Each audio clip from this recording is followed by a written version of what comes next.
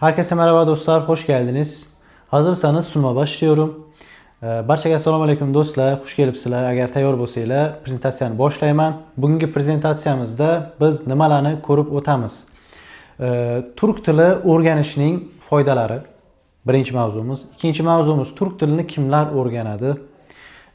Va eng asosiy mavzularimizdan biri TYS va milliy sertifikat haqida gaplashamiz. Bularning farqlari, qaysi biriga topshirganim afzalroq, chunki bu bo'yicha juda ham ko'p savol kelib tushyapti.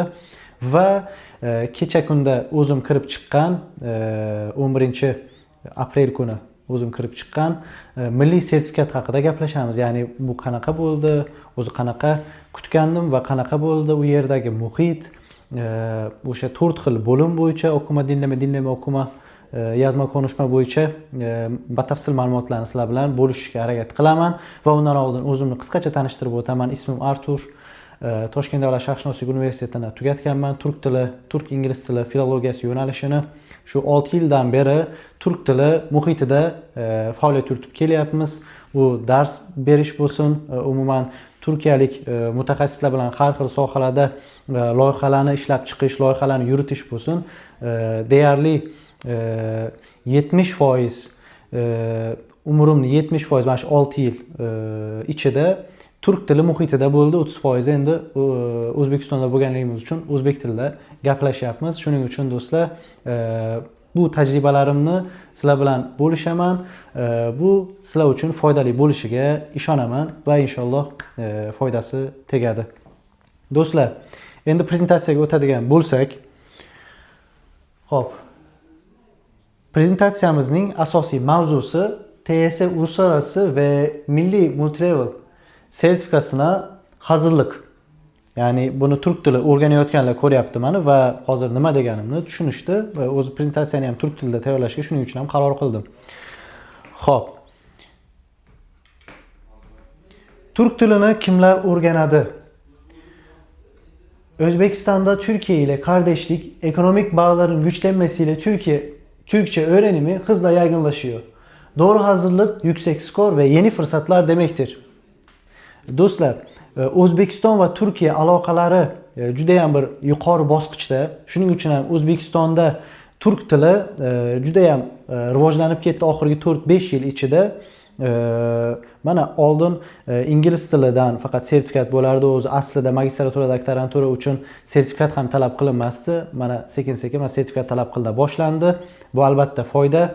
Bir mutaxassislikning yonida til bilishimiz.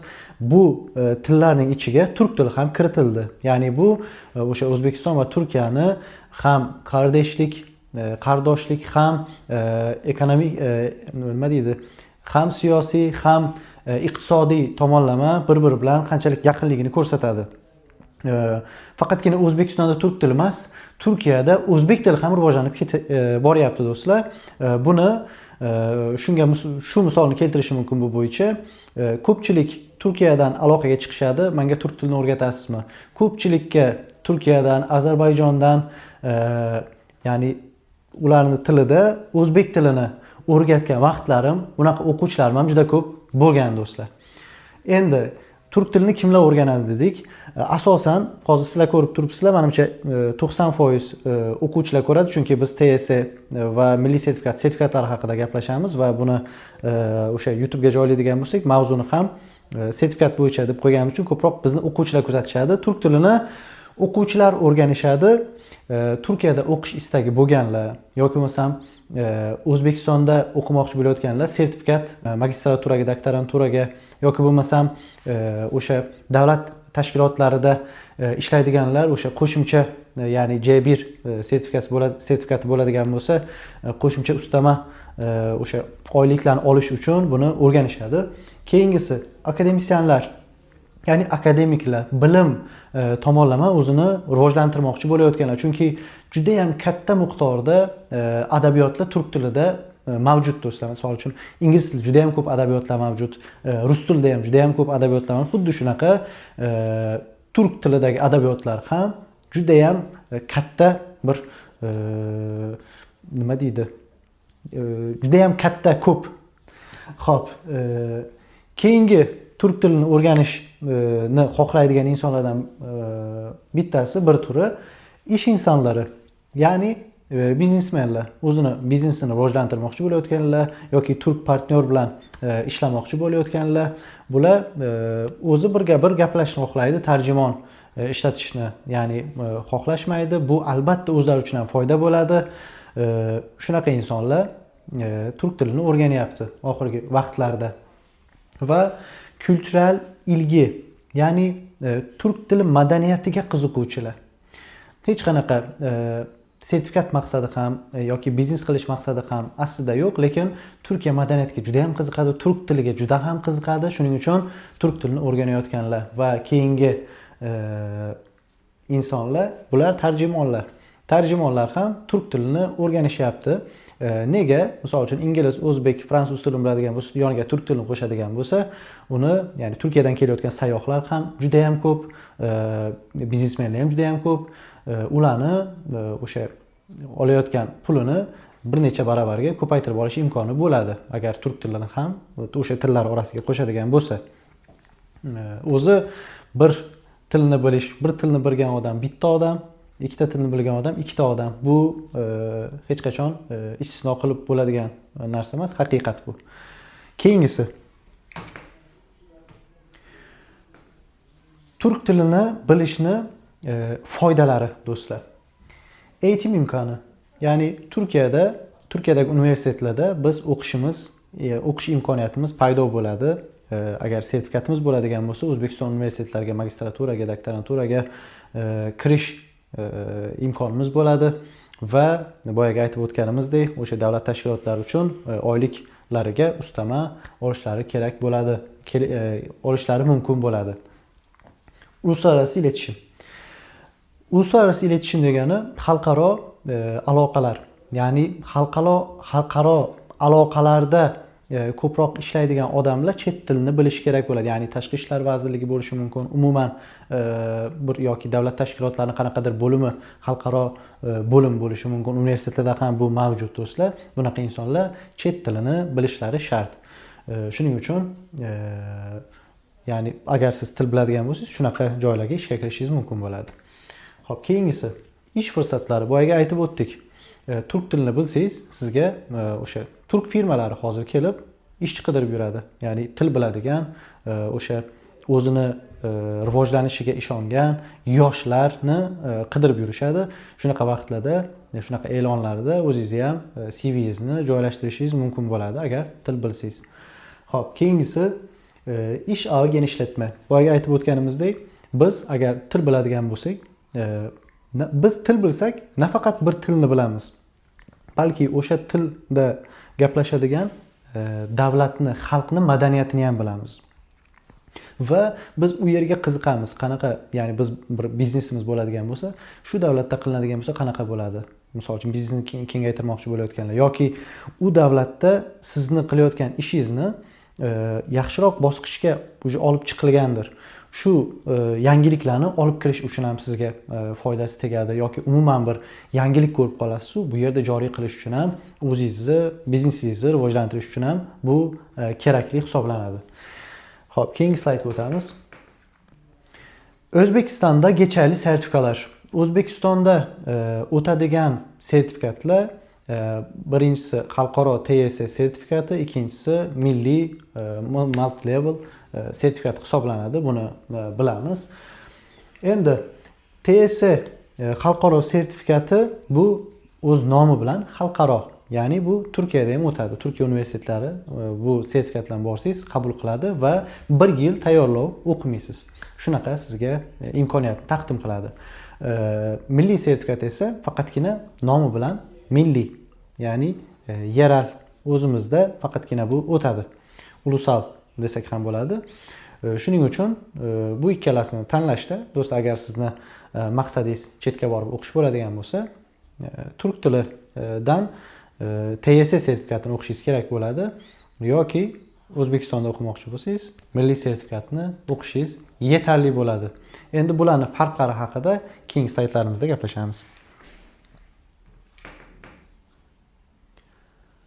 Xo'p, TS va milliy multi-level sertifikatlarini farqlari va qaysi birini tanlashim kerak? Hangi sertifikat?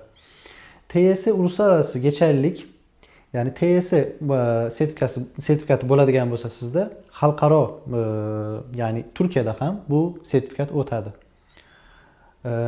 Akademik odaqli, ya'ni siz ilmiy jihatdan o'zingizni rivojlantirmoqchisiz. Shuning uchun ham TYS sertifikati bo'lgani yaxshiroq. Bu boyaga aytib o'tganimizdek, Turkiyada bu o'tadi. Siz O'zbekistonda universitet tugatdingiz, bir ilmiy ish qilmoqchisiz, buni Turkiyada amalga oshirmoqchisiz. Bu bo'yicha grant dasturlari ham bor. Bular haqida endi batafsil ichga kirmayman. Bu bo'yicha siz Turkiyada borib bemalol ilmiy ishingizni qilishingiz mumkin. Ilmiy u yerda akademik bilan gaplashilinib, o'sha universitet bilan gaplashilinib, buni amalga oshirish imkoni bo'ladi. Türk üniversiteleri kabul eder deyapti. Buni aytib o'tdik. B2 C1 Türk tilidan TYS sertifikati B2dan C2gacha darajada bo'ladi. B1 oladigan bo'lsangiz, u berilmaydi. B2dan boshlab faqatgina o'tadi. B2dan C2gacha. Xo'p, keyingisi. Daha zor, yurt dışı eğitimi için ideal. O'zimizni milliy sertifikatdan ko'ra ozgina qiyinroq amalga oshirilar edi, lekin hozir darajalari teng bo'lib qolibdi, chunki kechaga kirib chiqqanimda buni ko'rdim. Ya'ni shaxsan o'zimda ham C1 sertifikatim bor. Endi milliyni ham sizlar bilan bo'lishishdan oldin bu haqida to'liqroq ma'lumotga o'zim ega bo'lishim kerak edi. Hali kirib chiqmagandim. O'quvchilarimiz juda ham ko'pchiligi kirib chiqishdi. Ustoz mana bunaqa ekan, bunaqa ekan. Endi shaxsan o'zim ko'rmasdan turib sizlarga xato ma'lumot berib qo'yishni xohlamadim va o'zim ham imtihonga kirib chiqdim milliy sertifikatga. Darajalari bir xil do'stlar. Ya'ni buni qiyin, buni oson deyishim xato bo'ladi. Endi multilevel sertifikati O'zbekistonda o'tadi bu. Pratik odaqli, ya'ni faqatgina O'zbekistonda o'tgandan keyin faqat O'zbekistonning ichidagina ishlata olamiz buni. Pratik odaqli deganimiz faqatgina praktika uchun. Endi xalqaro biz doiraga chiqmoqchi bo'lsak, endi xalqaroni olishimiz kerak bo'ladi. Rasmiy tashkilotlar qabul qiladi. Karyeramizni rivojlanish uchun foydasi tegadi. Daha erişilebilir. Buni olish imkoni osonroq deyapti. Lekin boyaga aytib o'tganimizdek, bu ham juda ham oson emas. Xo'p. Endi qaysi sertifikatni tanlashim kerak desangiz, boyagi tepada aytib o'tgan jumlalarimizni hammasini hisobga olib turib, sizning maqsadingiz chetda o'qish bo'ladigan bo'lsa, chetda, ya'ni xalqaro sertifikatni agarda O'zbekiston ichida o'qimoqchi bo'lsangiz, o'zimiz sertifikat ham yetarli bo'ladi. Chunki narx borasida ham $80, $100 ga yaqinlashib qoldi. Bu sertifikat esa, ya'ni milliy sertifikatimiz esa 500 kusur so'm, ya'ni buni bilasizlar, narxlar haqida gapirishim shart emas. Endi do'stlar, sinovning asosiy bo'limlari. Sinovning asosiy bo'limlari hozir faqat gapiradigan gaplarim milliy multilevel sertifikat haqida bo'ladi. Keyin TYS haqida gapirishim mumkin. Xo'p. Sınav bölümleri 4 temel beceri. Biz 4 xil bilim bilish darajamizni baholaymiz bir sertifikat olishimizda. Misol uchun Turkiyaga borib kelib zo'r gapiradigan odam sertifikat ola oladi degani emas deyapti, ya'ni bu gap bilan. Ba'zi o'quvchilar keladi, ozgina chetlashamiz. Gapirishi super. Super deganimda endi xatoliklar bilan gapiradi. O'zini bemalol tushuntirib beradi, uyalmaydi, o'zini zo'rman deb o'ylaydi. Aslida ham gapirish rivojlantirish uchun o'zimiz zo'rman deb o'ylash kerak, uyalmaslik kerak. Va men sertifikat olishim kerak deydi. Undan keyin biz aytamiz, shular kompozitsion, grammatika. Uni grammatika o'rganish juda ham qiyin bo'ladi. Kompozitsion yozishda juda ham ko'p xatoliklar qiladi. Chunki u xuddiki egri o'sgan daraxtga o'xshaydi. Ya'ni uni kesib turib qaytib ekish kerak u ko'chatni. Shuning uchun do'stlar, 4 xil darajamizni bir xilda olib ketishga harakat qilishimiz kerak. Agar bizning maqsadimiz sertifikat olish bo'lsa. 4 xil bosqich deganimiz o'qima, dinlama, yozma, konuşma. TYS sertifikatida bu o'qimadan boshlanib, dinlama, yozma, konuşma shaklida bitadi, tugaydi. Bizda esa birinchi dinlama boshlanadi, ya'ni milliy sertifikatda dinlamadan keyin o'qima, keyin yozma va boshqa bir kun konuşma. Xo'p, endi o'qimada to'xtaladigan bo'lsak, o'qimada biz nimalarni bilishimiz kerak o'qimadan yaxshi o'tishimiz uchun? Matnni tushuna olishimiz kerak. Matnni tushuna olishimiz uchun bizning so'z boyligimiz yaxshi bo'lishi kerak, zo'r bo'lishi kerak. Keyin ana fikr va detal yakalama. Asosiy, ya'ni matnni o'qidik biz, uning asosiy maqsadi nima? Bu matnning butun mazmunidan kelib chiqaradigan g'oyasi nima? Bu narsani bilishimiz kerak. Ya'ni o'qimada faqatgina bizni so'z boyligini bilishimiz kifoyalanmaydi. Bu yerda shunaqa sezgirlik, bir farosatlar ham ishlashi kerak. Aslida u nimani xohlayapti degan narsa. Detal yakalama, kichik tafsilotlarga ham ahamiyat qaratib ketishimiz kerak. Xo'p, dinlama. Hozir bular haqida umumiy gapiryapman. Keyingi slaydimizda ichiga kiramiz do'stlar. Dinlama, genel anlam kavrama ve detay bilgisi edinme. Tinglashda biz umumiy ma'noni tushunishimiz kerak bo'ladi. Ya'ni tinglash, siz tafsilotlarigacha men esimda qolsin deydigan bo'lsangiz, miyangiz portlab ketadi. Shuning uchun balki hammasini ham xato qilishingiz mumkin. Shuning uchun asosiy mazmunni biz ko'rishimiz kerak. Dinlamani yechishdan oldin nimalarga ahamiyat qaratish kerak, bu bo'yicha yana gaplashamiz. Yozma. Uzr. Yozmada bizga grammatika kerak bo'ladi. Aslida do'stlar, butun tillarni topshirishda ko'pchilik yozmadan past baho oladi. Xo'p, yozma uchun bizga grammatika kerak bo'ladi dedik. Yozmani zo'r topshiradigan bo'lsangiz, qolgan hamma, ya'ni o'qima, dinlama, konuşma ham zo'r desa bo'ladi. Eng asosiy narsalardan bittasi yozma va bu uchun biz grammatikani o'rganishimiz shart. Xo'p, konuşma. Konuşmada biz nimalarga ahamiyat qaratishimiz kerak? Konuşma uchun albatta bizni aqıcılık, telaffuz ve kendini ifade edebilme. Biz bu yerda aqıcılıkni endi qanaqa tarjima qilsak, biz o'zimizni zo'r shaklda, ravon shaklda deylik, ravon yetkazib bera olishimiz kerak qarshidagi insonga. Talaffuzimiz yaxshi bo'lishi kerak. Bundan tashqari o'zimizni to'g'ri, to'liq ifoda qilib bera olishimiz kerak, agar konuşmadan yaxshi ball olmoqchi bo'lsak. Xo'p, o'qima va dinlama stratejiyalar. O'qimada ne ölçülür?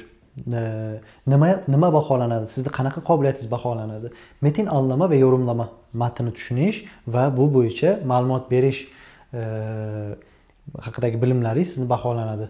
Ana fikr ve detay yakalama, asosiy mazmunni ilg'ay olish baholanadi. Tavsiyalar. Biz o'qimada nimalarga ahamiyat qaratishimiz kerak? O'qimada birinchi bo'lib savolni o'qishimiz kerak.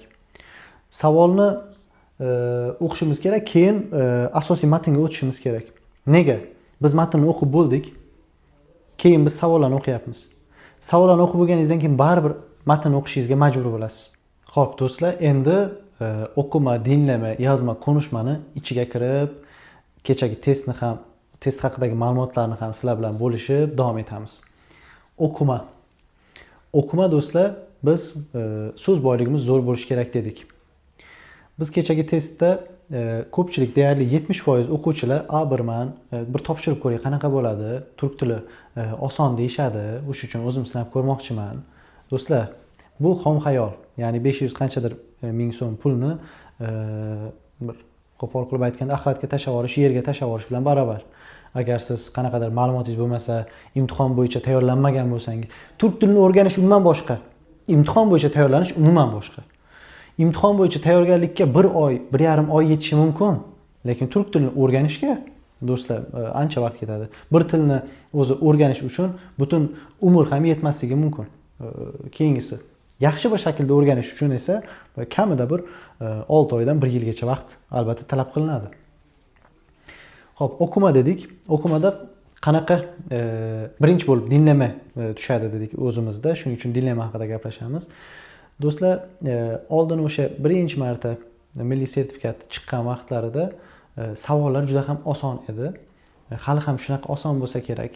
Endi ko'ramiz, qani kirib chiqaylik-chi deb kirdim, lekin ancha savollarimiz qiyinlashib, o'sha xalqaro darajadagi bir darajalarga kelib qolibdi. O'zimizni milliy sertifikati ham shunga guvoh bo'ldim. Dinlama matnlarini gapiradigan bo'lsak, 2 marta eshittiriladi. Bu haqda o'sha Telegram kanalimda mock imtihonlarni ham tashlaganman. U yerda batafsil ko'rishinglar ham mumkin. Ya'ni boshlandi. Har bir matn uchun 30 sekunddan savollarni ko'rib olish uchun vaqt berilyapti. 30 sekund ba'zilariga yetadi, ba'zilariga yetmaydi. Shaxsan men shuncha yildan beri shug'ullanib yurgan odam bo'lsam ham hammasini o'qib chiqishga vaqtingiz bo'lmaydi. Shuning uchun o'sha birinchi marta, 2 marta eshittirganda birinchi martasida o'sha 30 sekundda qanchasini o'qib chiqishga harakat qilasiz. Asosiy kalit so'zlarni belgilab ketasiz. Ya'ni keyin matn eshitayotganda, chunki kalit so'zlarga faqatgina diqqat qilishingiz kerak bo'ladi. Butun matnni o'qishga vaqtingiz yetmaydi. 2 marta eshittiradi. Birinchi martasida shaxsan o'zimda endi birinchi, ikkinchi, uchinchi, to'rtinchi matnlarda birinchi martasida hammasini belgilab ketdim. Ba'zilar baribir lekin ikkinchi martasida eshitdim. Misol uchun chalkashtirgan joyi bo'lishi mumkin. Qanaqadir bir sizni xato qilishga undaydigan bir u yerda javoblar bo'lishi mumkin deb qaytib ko'rib chiqdim. Oxirgi matnlarda esa 50% birinchi eshitishimda, keyingisini ikkinchi eshitishimda belgilab ketdim. Matnlar do'stlar oson emas. Dinlama matnlari oson emas. O'sha ayniqsa xarita bo'yicha ishlanmasa, umuman bu nimaligini bilmaydigan bo'lsak, o'tiramiz.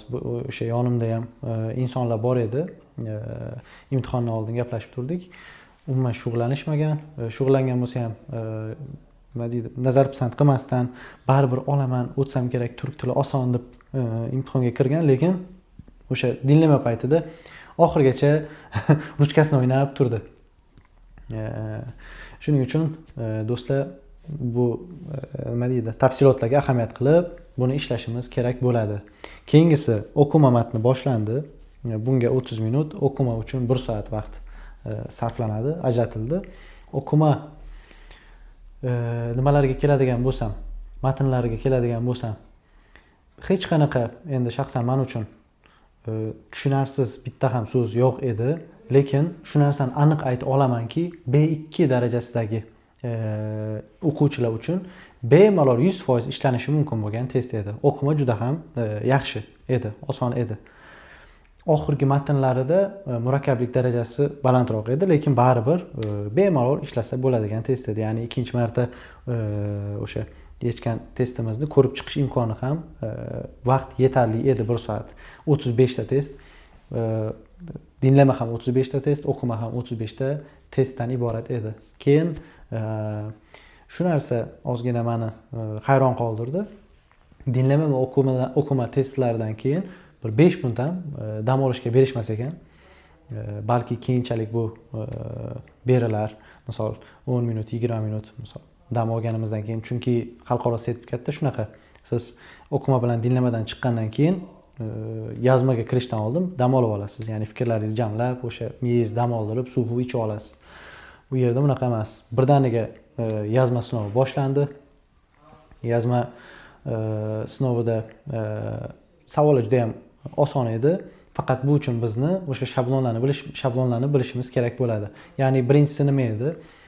O'sha yo'l qurilish deyilgan endi o'zbek tilida yo'l qurilish tashkiloti yo'lni bir mahallani yo'lini qisqartirib, o'sha qisqartirilgan hududda trotuar, velosiped yo'lagi va odamlar uchun o'tirish uchun skameykalar qo'yilishi bo'yicha edi. Shunda sen o'zing mahallangda turadi, ikkita anaqa yoz, e-posta yoz degan shart berildi. Mahallangda yashaydigan o'sha atyorum yani Merve degan qizga u mashina haydaydi, shuni xabarni yetkaz. Bu demoqchiki, bu yerda rasmiy bo'lmagan tarzda unga biz aytishimiz kerak, yetkazib berishimiz kerak. Ikkinchisida rasmiy edi, ya'ni aynan yo'l qurilish tashkilotiga o'zimizni fikrlarimizni bayon qilishimiz kerak edi. Birinchisida 50 ta, ikkinchisida o'sha 100 tacha naqa bo'lish kerak edi, so'z ishlatishimiz kerak, 100-150 tacha adashmasam. Keyin asosiy qismga o'tdik. Ya'ni bu yerda o'sha e-postalarning shakllarini bilsak, misol uchun do'stimizga sevgili Merve deb turib boshlaymiz. Oxirida misol uchun sevgilarimlar deb tugatishimiz mumkin. Boyangi rasmiy xatimizda Biz sayin yetkili deb boshlashimiz kerak, oxirlarida sayg'ularimlar deb tugatishimiz kerak. Ichidagi kirish va asosiy qism o'sha xulosalarni qilishimiz kerak. Undan tashqari ikkinchi qismi ham bor. Yozmani ikkinchi asosiy qismida o'sha o'rmonlarni yo'qolib borayotganligi va buni tabiatga ta'siri, ekologiyaga ta'siri haqida anaqa tushdi, matn tushdi. Bu bo'yicha yozishimiz kerak edi. Bir maqola yozishimiz kerak edi, bir jurnalga. Buni ham yozdik. Bu ham ya'ni oson edi. Tabiat haqida desak ham bo'ladi. Asosiy tushadigan savollardan bittasi bu. Yozma oson o'tdi, lekin yozmani ham yaxshi biz yoza olishimiz uchun boya aytib o'tdik, grammatika bo'lishi shart. Va do'stlar, shu narsani aytib o'tdik. Ko'pchilik o'quvchilar zo'r yozaman deb o'ylaydi, haqiqatan yaxshi yozadi. Yozish darajasi o'rtacha, misol uchun. Lekin siz 100 ta so'zlik matn yoz dedimi, 150 ta qilmang uni. 150 ta qildingizki, sizni xato qilish darajangiz ham ortadi. Ya'ni 150 tadan xato ko'p chiqadimi, 100 tadan xato ko'p chiqadimi? O'zi 100 ta so'ragan u. 90 ta 80 ta bilan tugat. Ya'ni matnda biz asosiy qism, bosh kirish, asosiy qism va xulosa bilan tugatishimiz kerak. Kerak emas, so'ralgandan tashqari o'zimizni ko'rsatish uchun. Ba'zilar keyin, misol uchun, arabcha so'zlardan foydalanadi. Umuman keraksiz joyda. Rasmiy matn yoz degan vaqtida biz adabiy nima deydi, yozish usulidan foydalanishimiz juda ham xato, do'stlar. Shuning uchun bunga ahamiyat qaratishimiz kerak. Yozma ham shunaqa tartibda o'tdi. Endi bu yerda ham yozmaga o'tib qo'yaylik. Xo'p, yozma. Bu yerda ham yozib qo'yganman. Yozma girish, gelishme, sonuç yapısını kullan. Kirish bo'lishi kerak, asosiy qism bo'lishi kerak va xulosa bo'lishi shart. Basit ama doğru cümleler kur. Ezber kalıpları hazırla. Oddiy, lekin to'g'ri gaplar tuzishingiz kerak. Ya'ni gapingiz oddiy bo'lsin. Murakkab gap tuzmang, bog'lovchilarni ishlatmang agar bilmasangiz mavzuni. Kerak emas. Bu yerda yozib qo'ygan oltin kural, oltin qoida. Hata yapmayan basit cümle kattadır. Karışık yanlış cümleden, do'stlar. Xatosiz tuzilgan oddiy gap yaxshidir, afzalroqdir. Xato tuzilgan murakkab gapdan ko'ra. Shuning uchun biz darajamiz A2 mi, A2 ga moslab yozaylik. A2, haqiqiy A2 bo'ladigan bo'lsangiz, A2 gacha o'tilgan grammatikani zo'r o'zlashtirgan bo'lsangiz, siz B2 ham olishingiz mumkin. Lekin faqatgina to'g'ri yozish kerak. Aytilgan mavzuga oidlik ham bu yerda juda ham muhim. Bularga ahamiyat qaratsangiz, siz albatta sertifikatni qo'lga kirita olasiz. Xo'p. Başarıya giden genel stratejiler, muvaffaqiyatga olib boruvchi strategiyalar, do'stlar, deneme sınavları. Ya'ni bizni sinovlar, mock imtihonlari deymiz u. Ya'ni xuddi ekzaminda, imtihonda tushadigan sinovlarni ko'proq bajarish. Ya'ni keyin imtihonga borganimizda biz katta qolamiz uyidagidek o'zimizni his qilamiz. Shuning uchun mocklardan yechib turishimiz kerak. Zaman yönetimi, vaqtlarni to'g'ri taqsimlay olishimiz kerak. Dinlamada ham, yozmada ham, o'qimada ham. Biz cho'zilib yozadigan bo'lsak, vaqt o'tib ketib qoladi. 1 soat vaqt beriladi yozish uchun ham. 3 ta matn yozishingiz kerak. O'ylanish kerak emas. Ba'zilar boshqa varaqqa ko'chirib yozadi-yu, keyin ko'chirib yozaman deydi. Do'stlar, unaqa emas. Yozib keting, xato bo'ldimi ustiga chizing. Bu xato hisoblanmaydi shunda. Shunaqa joylari bor. Keyingisi, günlük çalışma. Her gün düzenli ve kısa çalışma seansları yapın. Do'stlar, har kuni ishlashimiz kerak. Har kuni 4 soat ishlamang, lekin 1 soat ishlang. Lekin har kuni ishlang. Misol uchun, bir kun dars qildingiz, dushanba kun dars qildingiz, bir haftani oladigan bo'lsak, dushanba kun dars qildingiz, keyin boryapsiz, keyingi dushanbadan mana endi bunisi hafta 7 kun ham ishlayman. Unaqa emas. Undan ko'ra siz har kun 1 soatdan ishlang. Keyingi hafta ham shunaqa shaklda o'tib ketaveradi. Bo'lmasa, chunki siz odatlanmagansiz. Odatlanish kerak bu narsaga. Tartibli bo'lishimiz kerak. Xato analizi. Xatolarimizni analiz qila olishimiz kerak. Ya'ni bir narsada o'qituvchingiz tekshirib berdimi, kompozitsion bergan sizga, o'qituvchingiz shu mavzuni tekshirib berdi, shu mavzularga ahamiyat qaratishing kerak. Bu narsani ishlatma, bu gap bu yerda ishlatilmaydi dedimi, bu narsani qilmasliginglar kerak. Ya'ni bu juda ham muhim. qilingan xato ustida ishlanishi albatta shart. Ba'zi o'quvchilar bor, bir narsada 10 marta xato qiladi. Bu ya'ni qanchalik darajada bo'lish kerak bu uchun tushunish qiyin. Shuning uchun ahamiyatli bo'lishimiz kerak do'stlar. Xo'p. Bugün başla, geleceğini değiştir. Sertifika yalnızca bir kağıt değildir. Hayatınızı değiştirebilecek bir anahtardır. Bugün boshlayla, kelajaginglarni o'zgartiringlar. Sertifikat faqatgina bir qog'oz emasdir. Hayotimizni o'zgartirishi mumkin bo'lgan bir kalitdir. Yeni kapılar, yeni fırsatlar ve yeni bir gelecek sizi bekliyor. Yangi eshiklar, yangi fursatlar, imkoniyatlar va yangi bir kelajak sizni kutib turibdi. Shuning uchun bularga ahamiyat qaratinglar do'stlar. Endi yana bir mavzu bo'yicha gaplash. Do'stlar, shu o'rinda bir e'lon. Biz bu haqda kecha ham aytdik. Ko'plab kelib tushgan talablarga binoan biz yopiq guruh, intensiv guruh ochishga qaror qildik. Bu aynan may oyida imtihonga kiruvchilar uchun. Biz barcha qoldirilgan arizalarga, raqamlarga aloqaga chiqishga ulgurmadik, chunki bizda sotuv bo'limi hali to'liq shakllanmagan edi. Shunday bo'lsa ham guruhning yarmi to'lib bo'ldi do'stlar. Balki siz bu videoni ko'rayotgan vaqtingiz barchasi guruh umuman yopilib bo'lgan bo'lar. Shuning uchun tezroq bizga aloqaga chiqing. Bu guruhda nimalar beriladi bir oy davomida? Bu haqida sizlarga batafsil hozir aytib o'taman.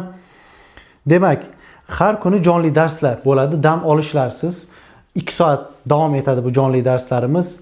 Boyaga aytib o'tgan 4 xil ko'nikma bo'yicha batafsil ma'lumotlar bu yerda beriladi. Haftada 2 marotaba mock imtihonlari, sinov imtihonlari, haftada 1 marotaba, 2 marotaba imtihonlar amalga oshiriladi. Darajaga qarab turib guruh 2 ga ajraladi. Har bir o'quvchiga individual plan qilib beriladi shaxsan o'zim tomonimdan. Kuratorlar doimiy nazorat qiladi. Sizlarga berilgan vazifalarni kuratorlarimiz nazorat qilib tekshirib borishadi. Har bir xatoingiz alohida inobatga olinib analiz qilinadi va xudo xohlasa sertifikatdan osonlik bilan o'tib olishingizga birgalikda harakat qilamiz. O'zingizni ehtiyot qiling.